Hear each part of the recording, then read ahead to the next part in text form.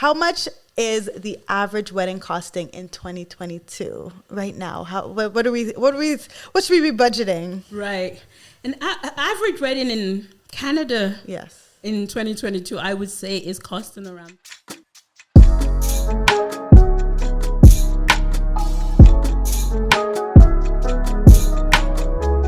Hi everyone, welcome to this week's episode of Don't Go Broke Trying. I am your host Reni, and on this podcast we teach you how to not go broke trying to live your best life. Today I have a very special guest on the podcast and a really exciting episode for all of you. Today I have Temi on the podcast. Hello. Hi. How are you? I'm fine, thank you. Thank you so much for being here. I'm very excited for you to talk to us. Maybe you can introduce yourself to the audience, please. Thank you for having me. It's such a pleasure. I'm so excited to be here.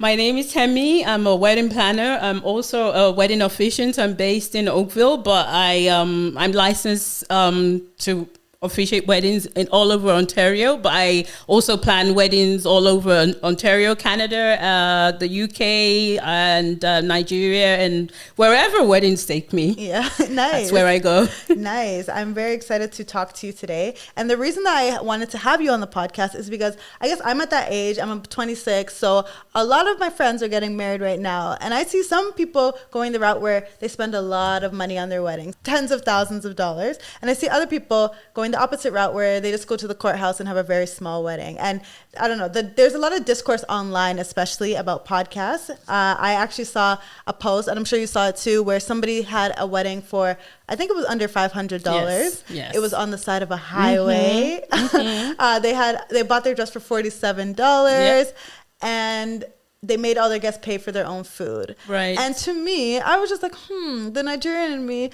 although I'm not someone who really cares about weddings, I was just like, I don't like the style of this wedding. Right. But I know that weddings are really expensive, and I want to make sure that people don't go broke trying to have their weddings. That's why I brought you on this podcast to tell us all about it. I know you have a lot of experience planning both very elaborate weddings That's and right. maybe more budget-friendly weddings. So Right. I'm excited for you to tell us all about it, and maybe how we can all save on our weddings as well. Sure. So I want you to tell us a little bit about your business. When did you start as a wedding planner, and like what is your business right now?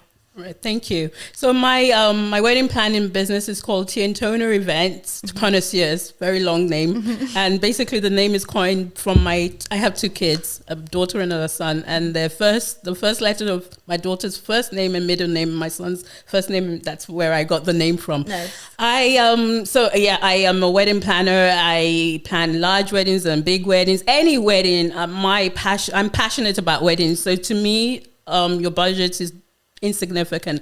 I got into weddings in 1997 when my best friend was getting married. Nice. But even before then, I've always been like, my mom would tell me, like, right from when I was 5, I was all about weddings. I was the star little bride and the flower girl. Everybody wanted me in their wedding, because even when I was younger, I would be the one coordinating like the big bridesmaids. Wow. I wanted everyone to stand well. I wanted everyone to smile. I wanted everyone to make the bride's day beautiful. So I've always loved weddings, but the first official wedding, and I became a wedding planner before wedding planning became a thing. Oh, nice. My first wedding was in 1997. I didn't get paid for it. It was my best friend getting married, and she was having issues. I was like, no, we can't do things like this, and so I took it upon myself. She had a picture of what she wanted, like a very fairy tale wedding, and I was like, okay, this was back in London, England, and I was like, okay, I know, a big church in central London where you can get your dream wedding. And so that's how I,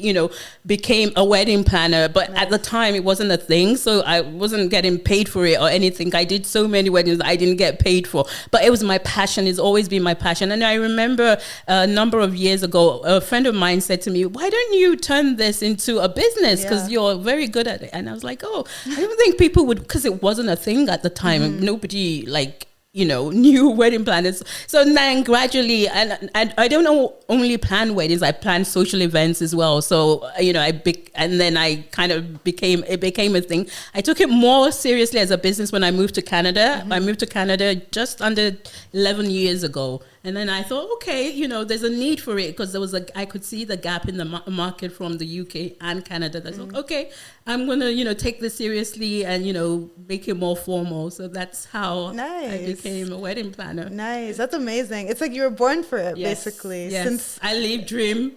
Thing get me talking about weddings and my eyes just pop. I love that. And I love hearing from people who love weddings because honestly, I don't love them so much.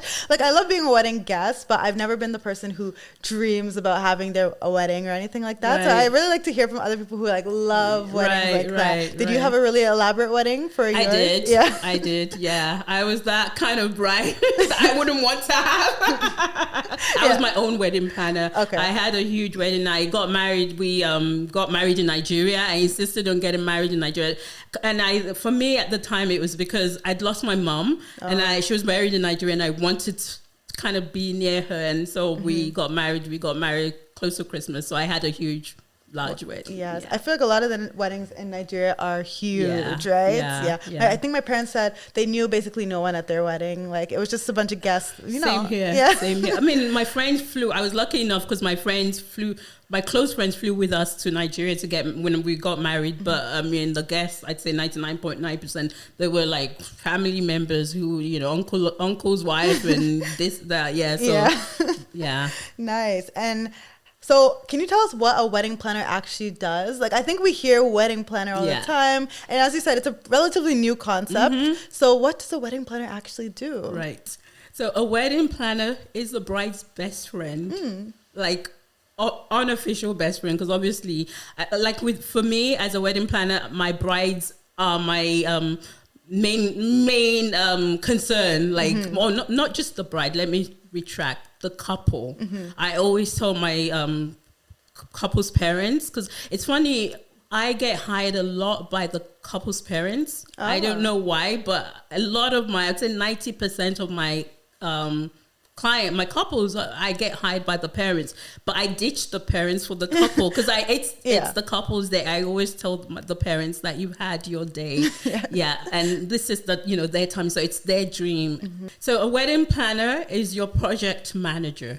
I like you take, a wedding planner is your financial advisor because we work on the budget. A wedding planner is your wedding therapist because you do a lot of that because you will hit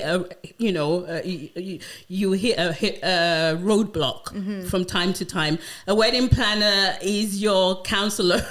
A wedding planner is like your the venue. You liaise with the venue and the vendors. You're the researcher. Like you take the wedding from an inspiration to reality. So you're like the vision board and the vision executor.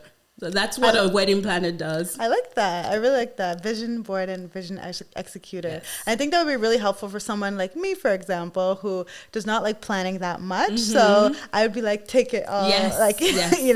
Nice. And how much can we expect to spend to use a wedding planner? Are they really expensive? Okay. Like how does this work? So that's a really good question and a very controversial question that most people don't like to answer. And to be honest with you, I think the price range it's a broad range, especially in Canada and in America as well. And simply because most people charge based on the experience. Okay. However, I'm the opposite. Yeah, I kind of, and I know a lot of wedding planners listening to this may not like me for this, but anyway, that's because weddings are my passion. So it's not necessarily about your budget. I always want to listen to what you want, and that way, and I charge based on that. So I have a scaling charge. Okay. That's so to speak. So not to say that if you're having a 25 guest wedding, I would charge you, $20 and all that. So the range at the moment from my research and from speaking to colleagues in Ontario, especially, because things are more expensive in Ontario than anywhere else in Canada or maybe BC. Yeah. But it starts from a range of $2,500 and it can go up to $20,000. Wow. Some people charge on a percentage base. So it depends on the percentage of the total budget or the total expense. Because obviously sometimes the budget exceeds, like the expenses exceeds the budget. So they would charge you from 10 to 20% of your total expense on the wedding. Oh, wow. That can be a lot of money. Okay. Yeah. But I'll also add in that there's a difference between a wedding planner and a wedding coordinator. People get that wrong. Okay. Or get it mixed up. So a wedding planner, like I say, takes the dream from, or the couple's dream to the execution. A wedding coordinator could be hired for the month of the wedding. So you've planned your wedding, you have everything booked, and then a month before or even a week before the wedding, there's the day off coordinator. That's becoming more common now, where people, want to save money, but they need help on the day because they don't want their friends running around on the day. So I just want to chip that in, that there's a difference between a wedding planner and a wedding coordinator. Okay. So your wedding coordinator will cost you, I've seen on Facebook Marketplace, people charge $100. Okay, I think they should be charging a bit more. Yeah, for sure. Yeah. For sure. Because, an average wedding will be, last for 10, 12 hours because you're setting up before and then afterwards, you're the first one then. Yeah. So a wedding planner, if I understand correctly, would be the one doing, as you said, the budget, helping you source different vendors and things like that. Yes. But then a coordinator could be day of, month of, week of, and they would just help everything that you've already planned. They help it to come together. Yes. Okay. Okay. So that makes sense. Like if maybe you're good at planning, not like me, but if you're really good at planning, you would just hire a day of coordinator who can on the day come. Okay. That's very interesting. And that could help you save some money. Yeah, sure can. Yeah. Okay. Interesting. And so do you do both services or I typically don't do wedding coordination, and when I have done it, I've done it month of or 6 weeks before. Yeah, I think that makes sense. I wouldn't do a day of coordination or a week of coordination because the wedding is, in as much as people say, I don't want a big wedding, but it's your special day, and we all hope and pray that it's just that one time. So I wouldn't feel comfortable taking on a day of coordination. But I have done a few month of or 6 weeks wedding coordination. Month day of sounds a little hectic to me. And so how would they work with you if it was a month of coordination? Like would they be reaching out? So they tell you everything that they planned, and then you just you're finalizing everything the 6 weeks or month before. Yes. So I'm following up with the vendors, making sure that what they have on paper is what they understand, because that's usually an issue. Like maybe the event starts at 10, and as a wedding planner, I know that the vendor maybe has a track record of being late, or the wedding vendor lives in Mississauga and the wedding is in Barrie, for example, and it's in December, and they booked the photographer to arrive at 10, but anything can happen. So I'm there to kind of be their eyes and say, okay, just to let you know, I would advise. And sometimes they may have to incur extra expense, but it's better that way than being late or things happen, or the photographer misses your wedding. Okay, good to know. I didn't even know there was a difference between that, so that's very helpful. Hopefully everyone's listening and taking notes. So how much is the average wedding costing in 2022 right now? What should we be budgeting? Right. An average wedding in Canada in 2022, I would say, is costing around $30,000. My goodness. Yeah. Wow. Okay. Yeah, because I'm thinking of the full-blown wedding ceremony and the reception. But having said that, there are ways around it. Yeah, of course. So $30,000, and that's including everying, like everything. All paying for all the vendors and everything. Yes. Okay. Excluding the honeymoon. Because when I think of these things, I'm like, okay, $30,000. That's a big chunk of a mortgage down payment. A down payment for a house. That's what I'm thinking. Yeah. But I guess if it's something that you really want, $30,000 is maybe nothing to you. It's like, this is worth it, right? Yeah. Interesting. Okay. And what about if you do a destination wedding? Is that a similar price, or what can we expect? It is a similar price. Oh. Yeah. And also, it obviously depends on the destination. True. Because a lot of the popular destinations are quite expensive. They're a lot more expensive, and they're very restrictive as well. Yeah. Like bringing in your own photographer, for example. They would charge you because they have their own, in-house. Yes. And they want you to use in-house. Oh, yeah. And like if you're going to a destination and you don't feel comfortable with, the photographer or the work, you want someone from, that you've probably done your pre-wedding shoot with, and you feel comfortable with, you like their work and all that. So that will, so surprisingly, people find it hard to believe, but destination wedding doesn't necessarily mean a cheaper wedding or that it will cost you less. Yeah, my friend, I'm actually going to my friend's wedding in Mexico in 2 days. And but she also thought, okay, it's a destination wedding. It's going to be cheaper, because she also thought they would be able to keep the guest list smaller because a lot of people will not RSVP but almost 90% of people are like, yep. I'm coming.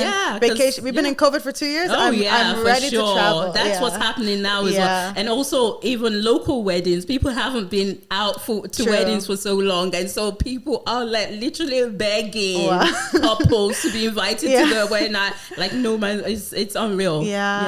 So she wanted to bring her makeup artist from here, and then the venue said, okay, it's $850, or if she were to find a makeup artist locally, it was $850 to bring her onto the resort for that one day. And she's Indian, so the wedding's like 4 days long. Yes. So imagine $850 each day. She might as well just pay for the person's hotel stay, right? And then just have them stay on the hotel for the week that we're there. So I think people don't really consider all those factors when they're having a destination wedding. And also with destination weddings, you want to entertain your guests because they're paying for their travel and all that. So you have to put that into consideration. So the money you're not paying locally, you're going to be paying for, I don't know what, people do all sorts of things, like maybe rehearsal dinner, or maybe splash on the dinner, or do a tour, like a touristy thing. So you will be, that's a good point too, because you want to make sure your guests are having fun while they're there, right? They flew all the way there for you, because for us, the first day we have like an all-white party where we're going to be on the beach and then we have another party, like they're trying to keep us entertained. I didn't even think of all of these expenses. Very expensive.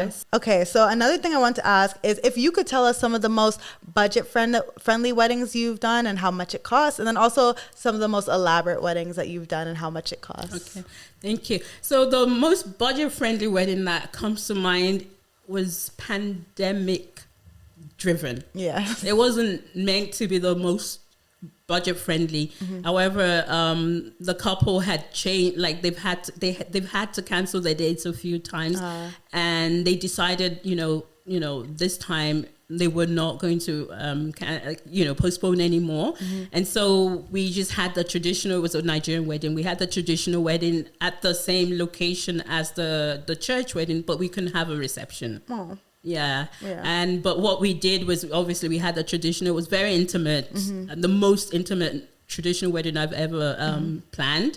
And then we had a break, and then we had the church wedding, and I was also the officiant, so it was kind of like two for the price of one. Nice. And we gave out food boxes to the guests, because we couldn't at the time, there was no reception allowed in Ontario. So I mean, it was budget friendly for them, but it didn't start off like that. So that was the most budget friendly wedding I've done. Are there any pre-pandemic that were super budget friendly?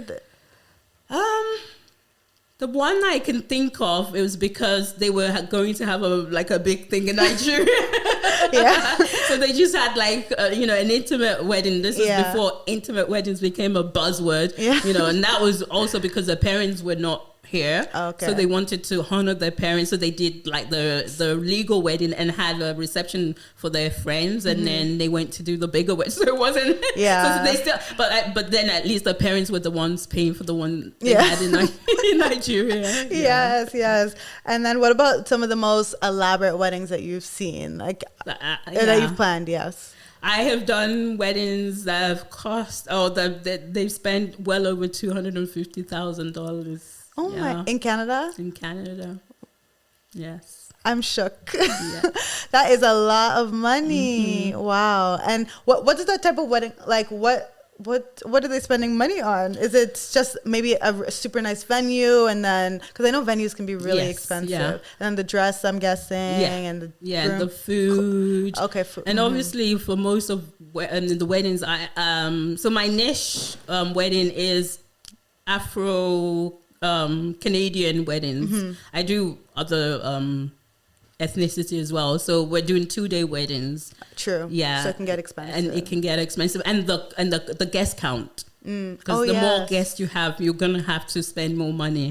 So the venue is the venue and food are the two biggest costs that absorb the money in the biggest budget wedding I've done. Yeah. Wow. Okay. $250,000. Yes. That is a lot of money. Yes. Yes. But I guess if it makes them happy and if they enjoy their day, then it's and I would chip in and say that a lot of parents are funding the weddings. Ooh, I hope my parents are listening. Yes. I would say 99.9% of my couples of the weddings are not necessarily 100% funded, but I would say 90% funded by the couples. By the parents. Yeah. Oh wow. Yeah.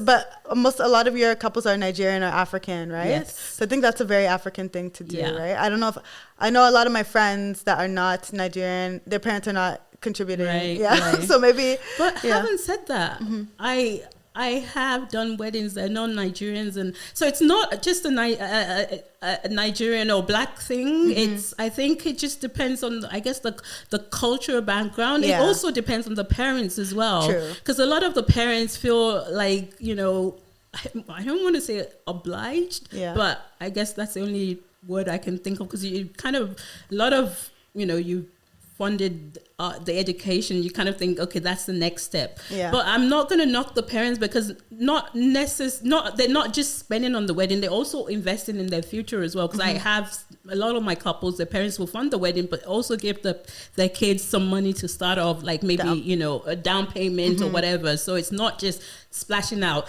And sometimes the reason why they're funding a wedding is probably their only daughter. Yeah. Or their own, first daughter or the first grandchild to get married. So those kind of sentiments. So it's not just a Nigerian or African thing. It's, I don't know whether to say the trend or the generation thing. I'm not quite, yeah, wow, a mixture of both. Yeah, I wonder if my parents will be doing that for me because they've never spoken about it. So I wonder. I wonder. So I guess I have the question about, is there a way that a destination wedding can help us save money? Or I know you say it's they can be pretty much equal or even more for a destination. But is there a way that a destination can help you save money? Okay. I would say a destination, think outside the box. It doesn't have to be Cancun. It doesn't have to be, sorry. I have nothing against Cancun. It doesn't have to be Punta Cana. Yeah. I think the way people will save money on destination weddings is doing something new. I'm passionate about my couples not doing the same old thing. I love not just my social events as well. That's me. I'm like, does it have to be, Hotel X or, Hotel Y because your friend got married there? Can we look at other venues? Can we look at, other destinations? There's so many lovely destinations. You'll be so surprised. They're not as popular, and so they're cheaper because obviously it's not, Yeah. I guess when I think of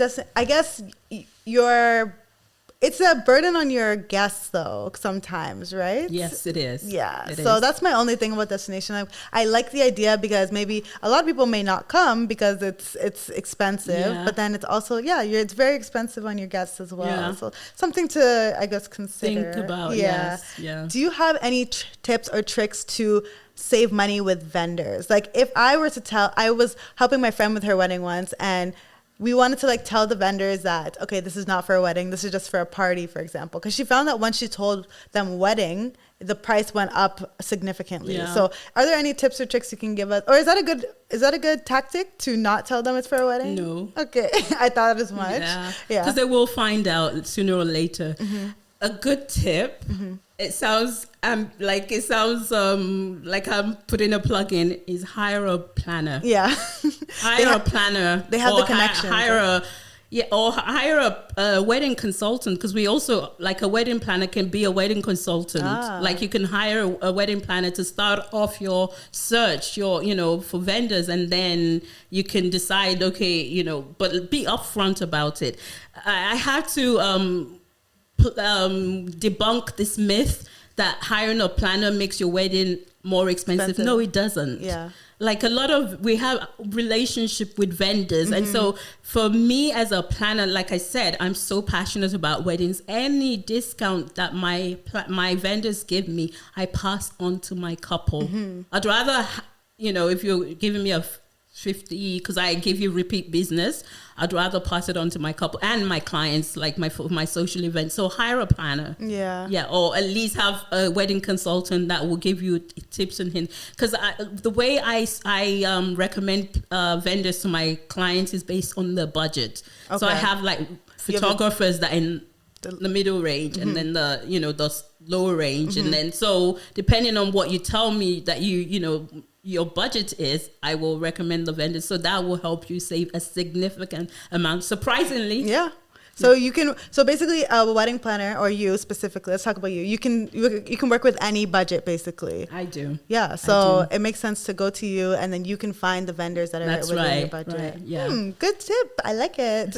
Okay. I know that another expense that people often spend a lot of money on is the flowers. So that's what I've heard, at least. I'm not sure. So are there any pro tips that you can provide us with to save money on flowers? Yeah. Forget about Pinterest, please. Because the reason why I say that is, seeing the picture and having the picture in your mind, it just doesn't, like, I always say you can't have a haddock budget and want to have caviar. Yeah. But tips to saving money on forget Pinterest. Consider silk flowers. Silk? Yeah. Oh, like false flowers. Oh, okay. There's so many beautiful silk flowers arrangements. You can even rent your bouquet now. Oh. Yeah. You can rent, obviously not fresh flowers, because you can't rent that. But you can get really real looking beautiful silk flowers, and you can rent them. That's a smart idea. Yes. And are there any other things that you can rent that you can tell us? Like, could you rent your wedding dress? Yes, you can. What else? I don't know. I haven't heard of ring rental, but I'm pretty sure you never know in this day and age. There might be people out there that are willing to rent, but I wouldn't advise you that you do that, because a ring is significant. But you can rent your cake.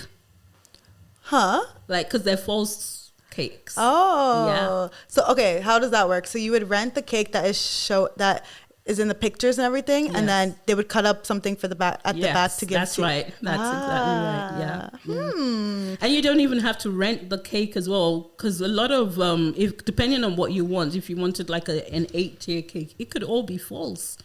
And it'd be decorated for you, and it would look, because it's for the cutting of the cake. Yeah. And then a lot of venues will have desserts, so you don't necessarily have to cut the cake. Oh, that's so smart. Anything else you can rent that you can tell us about? The groom's outfit. Oh, okay. Yeah, yes. For sure. Good tips. I'm liking them. And then, are there any mistakes that couples often make when they're planning their weddings? A lot. What is the biggest regret or the biggest mistake that you see often? I think the wedding venue. Oh, really? Yeah. Not it sounds biased, but not having a planner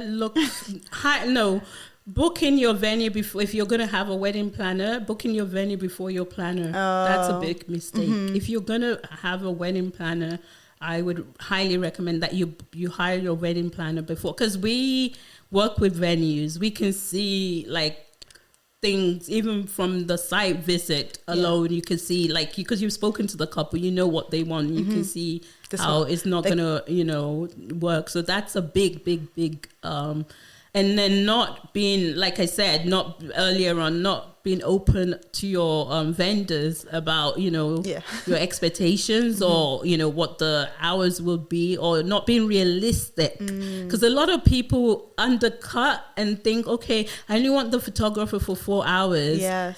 But you're not, your time management is poor, and yet you're expecting the photographer to wait for you for 2 hours to getting ready. They're gonna deduct it from the 4, and so rightly, and they will leave when they leave. They will leave after you've yes.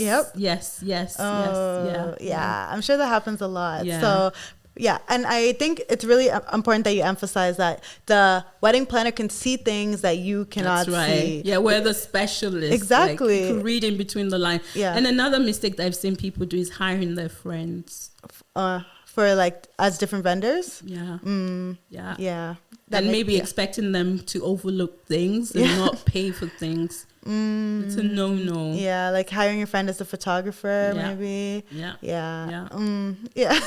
I can see how that would not turn out the best. I like how you emphasize how you are the specialist, you are the expert, so you can see things that we can't see. It's just like when I went to purchase a house, and I made sure to go with a real estate agent, because that real estate agent, I went to one house and I thought it was amazing, and my real estate agent was like, that type of AC is gonna cost, or heater is gonna cost you a lot of money in the summer. It's not worth it as a rental property. Or this, I see that the kitchen is this old, you're gonna have to replace it. Or the roof, you're gonna have to replace it in 3 years. And I was like, oh, okay. Thank God they notice these things. So I think it's the same with a wedding planner, right? Or for example, changing your oil yourself rather than taking it to a workshop. I know people who do it, but I'm pretty sure that I wouldn't do it.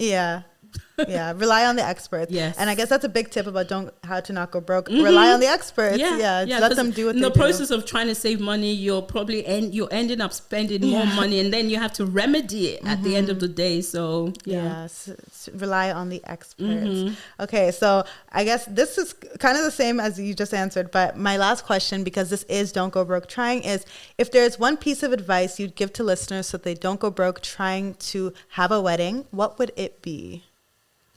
Have a budget. Yeah. I always emphasize nice to have or must have. Have a list. Like, it's nice to have a stretch limo. That's the only thing I can think of right now. Or a 10-tier cake. Like I said, is that a nice to have or a must have? A must have is obviously a venue. And a venue could be your backyard. You can, have a beautiful wedding in your backyard. It could be, in a local park. Obviously, get the permit from the city before you do that. But so have a list and sit down with the couple. Sit down and have a good discussion, because the groom probably has something that they've always wanted in their wedding, and the bride has something. So reach a compromise and stick to it. That actually brought me to another question that I have. So I want to ask you, what are some things that people are really splurging on right now, and what are some things that people things that we should splurge on, and then things that people should not definitely waste their money on. Right. I would say splurge on your photographer, splurge on your videographer, because that's going to be your memories. Splurge on music if you can. Food. People will always remember your wedding. People won't remember your decoration. They won't remember your dress. But they will remember what experience they had in terms of food. So, splurge on that.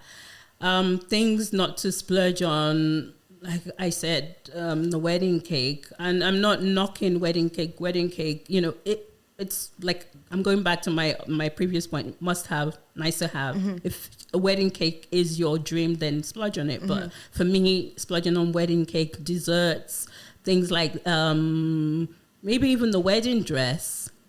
True, it's once a day. You're only going to wear it once, right? Yeah. Maybe rent your dress. Maybe find it on consignment. Maybe shop sample sizes. I see a lot of sample sales for sure. Yeah. For sure. How do we find these sample sales? A lot of them, your wedding planner has tips. Oh yeah. And also online, and like you said, samples. Go to bridal stores, and you know, sometimes they have, you know, maybe a bigger size, but they can alter it. And sometimes getting your wedding dress made could work out cheaper. Good point. Yeah. I see on, like, when I watch Say Yes to the Dress, for example, Right. I see some of them spending like $15,000 on a wedding dress, and I'm like, oh my gosh, I can never imagine spending that much money. So good to know there are other options that we can use. But some people resell too. Oh yes, good point. Yeah. Do wedding dresses keep their value often when you resell them? No. Yeah, I would think not. No. Yeah. So, and then another question I just thought of was actually, so I know that you are not only a wedding planner, but you're also an officiant. Right. So, is there a way? So, is that another way to save money if we go to an officiant rather than going to the courthouse, or how does that process work? Yes. So going to an independent officiant saves you money. A lot of the town halls they charge, not a lot, all of them charge more than an independent officiant will charge you. So that will save you money. Also, you can opt, like, for example, I have two packages. Like, I do simple ceremony, and I do like an elaborate or a full-on ceremony. So you can look into that as well. So there are options out there. So typically, just in case anyone doesn't know, typically how does it work? So you would go to, like, if I went with the town hall, how would that work? So for every wedding in Ontario, and it's different all over Canada, but in Ontario, you have to apply for a license. Okay. Thankfully, the pandemic has kind of pushed the government. Now you can apply for it online. Oh, and nice. The prices vary from town to town, which is, I'm not quite sure why. Yeah. But yeah, so I would say save money by searching online for the cheapest town. It doesn't, you don't have to get your license from Mississauga. If you live in Mississauga, you can go to Caledon, you can go to Peterborough, you can go, and now you can apply online, but you do actually have to go in person. One of you has to go in person to give your documentation so they can see it. But shop around. You don't have to stay in your local town for your license. So you will have to get your license first of all, and then look for an officiant. Someone an officiant that has a religious aspect to it. I do religious and non-religious. It depends on the couple. So search around. But the town hall do charge more. For sure. Okay, good to know. Yeah. See, we're dropping gems. I hope everyone is learning. And also I want everyone to remember that your wedding is just one day, but the marriage is the most important thing. Yes. So, I do completely agree with you. Yeah. There's life after the wedding. Yes. Yeah. Well, thank you so much for coming on and dropping all these gems. If somebody wanted to hire you or just learn more about your services, how could they find you? I'm on Instagram. My wedding planning is Tea and Toner Event Connoisseurs on Instagram. So please, Okay, perfect. I will leave that link in the description box and the show notes, just so that it's easy for people to find. Thank you. Yes, thank you so much for coming. Thank you for having me. And in our next episode, everyone, we're going to be answering the questions that you submitted. So make sure you tune in next week, where we'll answer all of the questions that you submitted about weddings. So thank you so much. Thank you for having me. Thank you. Bye, everyone. Bye.